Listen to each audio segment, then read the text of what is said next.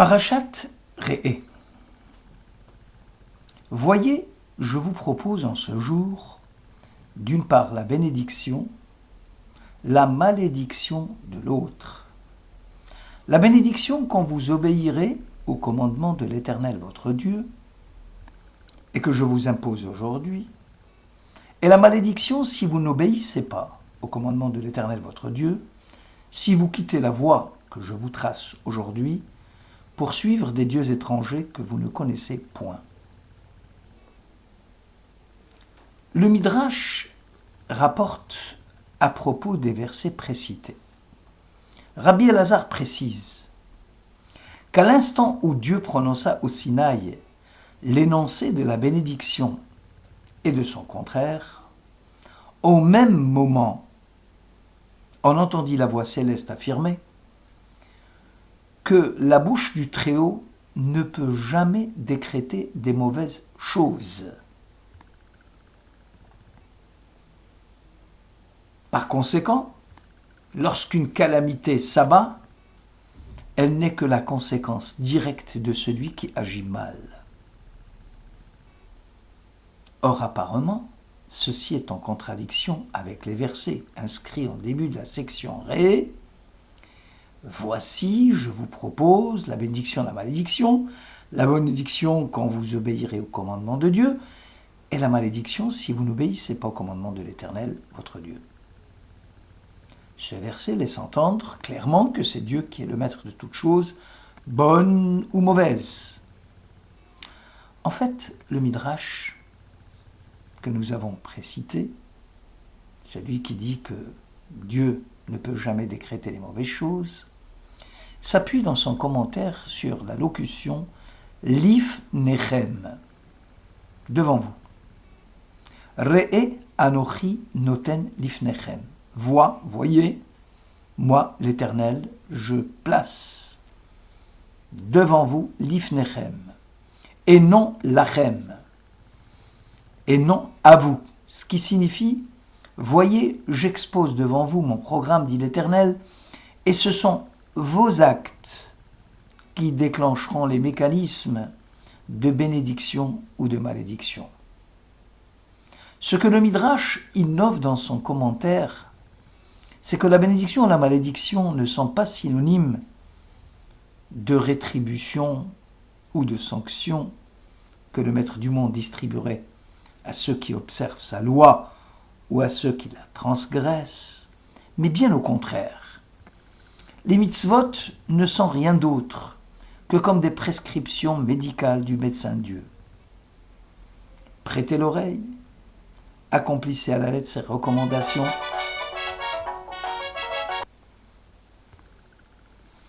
Nous rappelons que ce que veut dire le texte, c'est que les mitzvot sont comme les prescriptions d'un médecin qui prête l'oreille à l'être humain et qui lui dit que son souci, c'est que l'être humain se sente bien et se procure une source de bénédiction et de bonheur.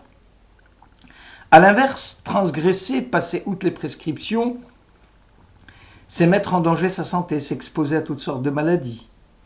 Le médecin ne punit personne, ni ne bénit personne. Mais ce que le médecin demande à ce qu'on suive le traitement prescrit. Cette idée est reprise dans la scène biblique du jardin de l'Éden. Le fruit de l'arbre de la connaissance, du bien et du mal, tu ne mangeras point, dit l'Éternel. Lo tochal mimenu. Car le jour où tu en mangeras, acholcha mimenu, tu dois mourir, dit la Genèse au chapitre 2. Pourquoi le texte mentionne-t-il 2 fois mimenu? C'est parce que Dieu explique à Adam que transgresser la parole de Dieu n'expose pas directement à la sanction, mais passer outre le commandement, c'est le fruit même qui se chargera de faire mourir l'homme ou de le rendre mortel. Le verset du Deutéronome qui précise « Voyez, je vous propose en ce jour-là la bénédiction ou la malédiction » ne mentionne pas qu'il s'agit d'une rétribution ou d'une sanction. car si cela était le cas, la locution « ce jour » n'a pas de sens. Et Hine Anochi noten lifnechem hayom, puisqu'il aurait fallu attendre les actes des uns et des autres avant de pouvoir les juger.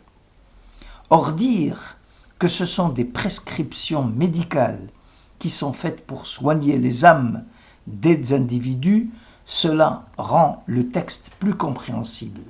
D'ailleurs, le verbe naton, donner un cadeau, une matana, que l'on trouve aussi en matière de malédiction, ne pose pas non plus de problème.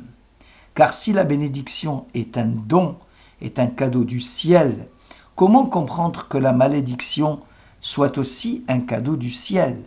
Anochi noten lifnechem hayom beracha ou klala. Il n'aurait pas fallu utiliser le verbe naton, donner, qui est réservé à matana, à un cadeau, s'il s'agissait d'une malédiction. Or, avertir l'homme qu'il s'expose à des conséquences fâcheuses en cas de transgression, y a-t-il plus beau cadeau que celui-là? Le Midrash poursuit. Rabbi Hani dit, « Je vous ai montré deux voies. Plus que cela, je t'ai dit Dieu, au-delà de la stricte justice, puisque je vous ai proposé de choisir la voie. » En réalité, ce commentaire midrashique n'a pas sa place ici, mais plutôt dans la section Nitzavim Deutéronome 30. En effet, j'en atteste sur vous en ce jour le ciel et la terre, j'ai placé devant toi la vie et la mort, le bonheur et la calamité, choisis la vie et tu vivras, alors toi et ta postérité. Ici, on peut parler aisément d'indulgence de Dieu, puisqu'il nous conseille de choisir la vie. Je répète, le midrash précédent, je vous ai montré deux voies, j'étais au-delà de la stricte justice, puisque je vous ai proposé de choisir la voie. Le midrash revient à analyser la structure morphologique des versets. Et haberacha asher tishmeu, la bénédiction quand vous obéirez, asher. Ve hakelala im lo tishmeu, et la malédiction si vous n'obéissez pas. Dieu fait entendre à l'homme où réside son choix, où réside sa volonté. Je choisis pour vous, dit l'Éternel, la voie de la bénédiction, et je souhaiterais vous voir la suivre fidèlement. Quant à la malédiction, dans le cas où cette voie serait la vôtre, votre choix, sachez que ce n'est pas mon choix pour vous. L'emploi de im, si, montre que c'est aléatoire. C'est par un accident de parcours qu'Israël s'est détourné de Dieu. Alors que l'emploi de la préposition quand, asher, montre la certitude, l'option la plus sérieuse qu'Israël puisse entreprendre. Toutefois, une question importante surgit suite à cette explication. Si tout dépend des actes et des comportements de l'homme, et que la bénédiction et la malédiction qui s'abattent sur lui ne sont finalement que la conséquence de ses actes directs, comment comprendre alors la réalité quotidienne? Celle où le mécréant triomphe et où le juste est souffrant. Si l'on suppose qu'il y a une rétribution-sanction suite à la voie que l'homme s'est choisie, cela pourrait à la limite se comprendre. Le décompte des bonnes actions et des transgressions n'est pas le même selon que l'on se situe dans ce monde-ci ou dans le monde à venir.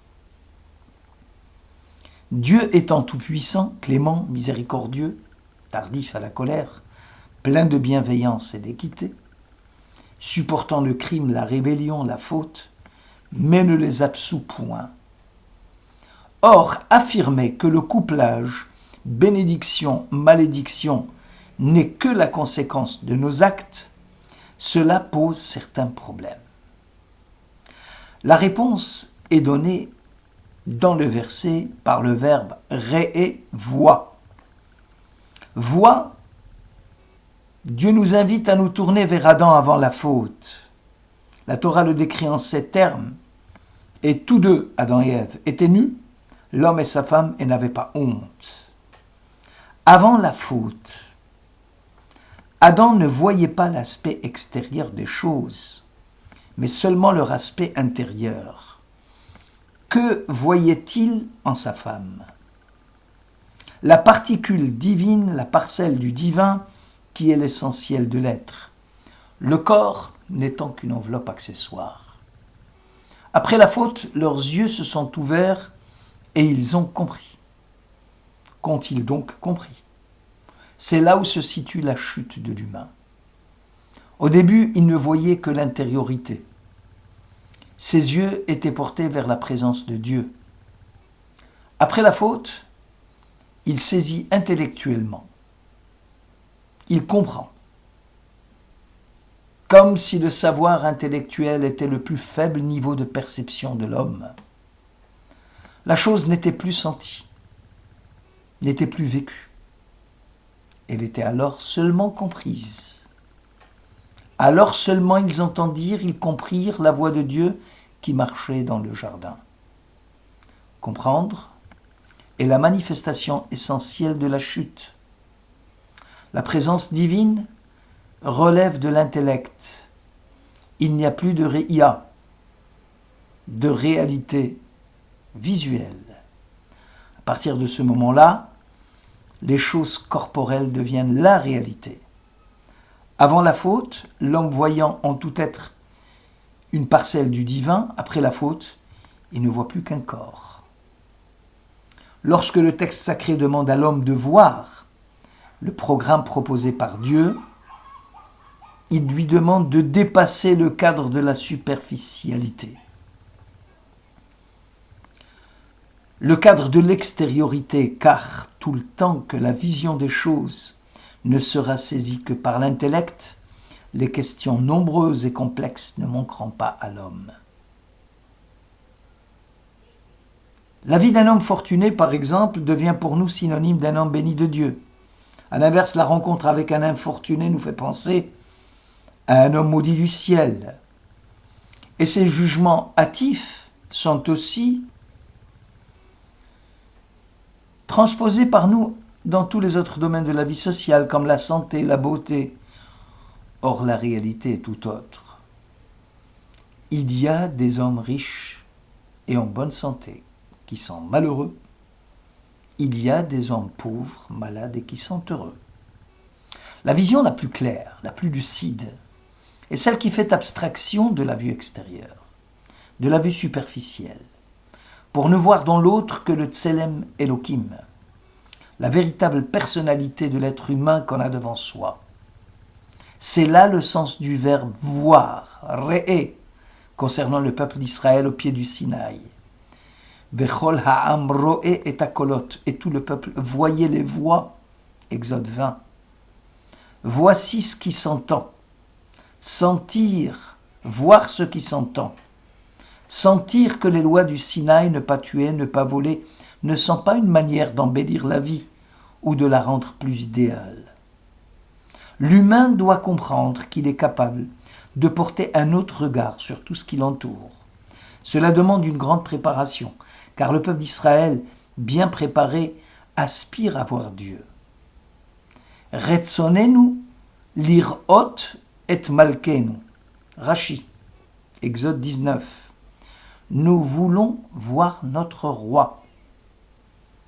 C'est aussi l'objet de notre prière au quotidien. Ve'ha'er enenu betoratecha, ve'dabek libenu bemitzvotecha. Illumine nos yeux par ta Torah. Fais adhérer notre cœur à tes commandements, afin de t'aimer et de te craindre, afin que l'on ne soit pas confondu ni honteux à tout jamais. Si nous n'arrivons pas à estimer la valeur de la Torah à sa juste mesure, lorsqu'un jour nos yeux seront dissillés et que nous nous apercevrons alors de l'erreur que nous avions commise, alors nous serions couverts de confusion. Grande serait notre honte d'avoir surestimé une personne qui n'en valait pas la peine et d'avoir sous-estimé une personne plus intéressante et plus sérieuse en matière de piété divine. C'est là le sens du verset. Vous voyez, je vous propose d'une part la bénédiction et de l'autre la malédiction. Seul Dieu fixe à l'avance le programme et décide pour toi, à l'instar du médecin, ce qui est profitable et ce qui est nuisible à ta santé morale.